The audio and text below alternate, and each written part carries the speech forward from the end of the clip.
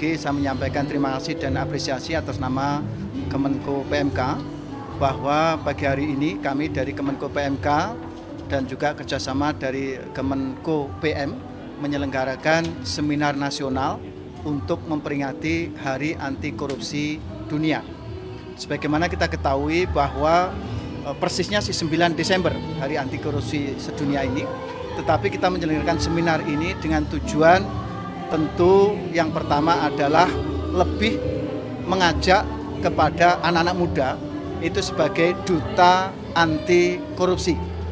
Itu poinnya. Jadi bagaimana nanti kita akan mendapatkan insight dari para narasumber. Tadi telah hadir Bu Direktur dari KPK dan juga pakar pidana dari Universitas Indonesia untuk memberikan materi bagaimana terkait dengan korupsi. Kemudian poin yang kedua dari tujuan seminar ini tentu salah satunya adalah untuk juga memperkenalkan literasi tentang kosakata korupsi pada masyarakat. Karena ini sangat penting sekali supaya definisi korupsi ini jelas. Sebagaimana kita ketahui bahwa Indonesia ini termasuk negara yang paling dermawan. Jadi World Giving Index itu memberikan pernyataan bahwa Indonesia ini 7 tahun berturut-turut sebagai negara dermawan yang suka memberi, suka memberikan hadiah dan seterusnya. Oleh karena itu kosakata ini juga tentu menjadi bagian yang penting untuk tidak terjebak kepada definisi korupsi itu sendiri. Dan yang ketiga adalah kita berharap melalui tentunya seminar ini nanti juga didapatkan informasi bagaimana terkait dengan regulasi dan penegakan regulasi itu sendiri oleh APH. Oleh karena itu kami berharap sekali lagi terima kasih pada seluruh peserta. Tadi disampaikan kurang lebih 250 peserta yang hadir secara luring dan juga ada yang mengikuti kanal YouTube Kemenko PMK. Saya kira itu.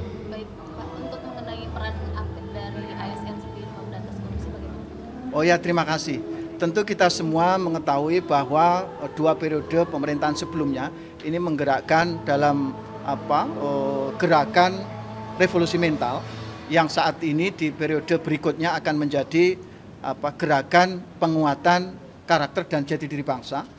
Dan melalui program tersebut secara 2 periode berturut-turut sudah ada gerakan di mana khusus untuk ASN ini gerakan Indonesia Melayani.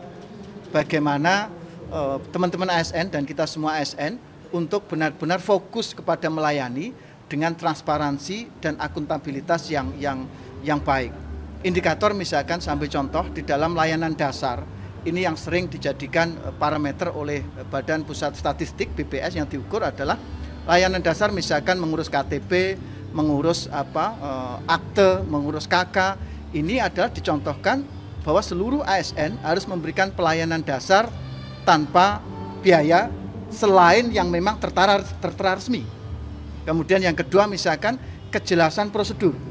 Dan ini kita bersyukur dari tahun ke tahun indeks yang diukur oleh BPS ini termasuk tertinggi dari 5 gerakan Indonesia yang lain. Jadi sudah di angka di atas 80. Sementara yang lain masih angka 70, bahkan ada angka yang masih di bawah 60 juga ada. Apa itu? Gerakan Indonesia Mandiri ini termasuk masih di bawah karena memang ini terkait dengan kemandirian dalam konteks ekonomi. Kemudian gerakan Indonesia Tertib, gerakan Indonesia Bersatu, gerakan Indonesia Bersih. Jadi ada 5 gerakan. Saya kira. Pak, ini kan tadi temanya menciptakan generasi emas 2045 ya Pak. Betul.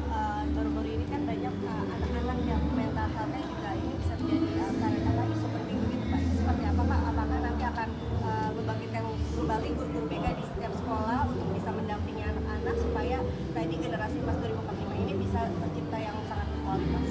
Betul, tentu saya juga sepakat, kita semua sepakat bahwa ketika bicara generasi unggul berdaya saing itu tidak cukup dengan kepandaian ataupun memiliki keterampilan atau penguasaan iptek.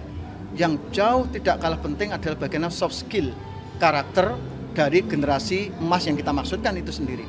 Oleh karena itu ketika menyiapkan generasi emas dalam konteks karakter tentu itu bukan instan. Program dilakukan sejak dini sampai dengan tidak ada hentinya. Jadi long life learning.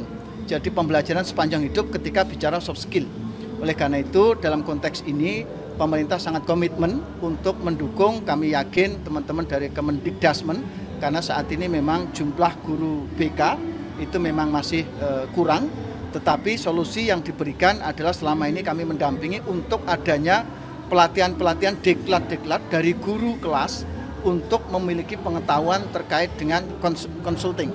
Jadi konsultasi yang ini tentu menjadi penting langkah awal dengan tetap nantinya ke depan menambah jumlah guru yang kemudian dalam fungsi BK, bimbingan konseling. Kemudian juga tentunya peran keluarga ini juga menjadi penting, tidak kalah penting peran keluarga, karena memang keluarga inilah pilar pertama untuk memberikan pendidikan terkait dengan karakter, kemudian jati diri bangsa, ini menjadi penting. Kemudian juga tidak kalah penting masyarakat dan juga tokoh agama, tokoh masyarakat itu menjadi bagian yang tidak terpisahkan. Artinya kejadian kemarin itu menjadi evaluasi begitu bagi seluruh pihak terkait supaya bisa menjaga mental health dan tadi Bapak bilang Betul, betul. Tentu seluruh hal-hal terkait dengan generasi muda kita akan selalu menjadi bagian evaluasi dan bagian untuk kemudian mempersiapkan, mengevaluasi program ke depan seperti apa. Selalu seperti itu. Terima kasih. Baik, terima kasih. Terima kasih. Terima kasih. Terima kasih. Iya.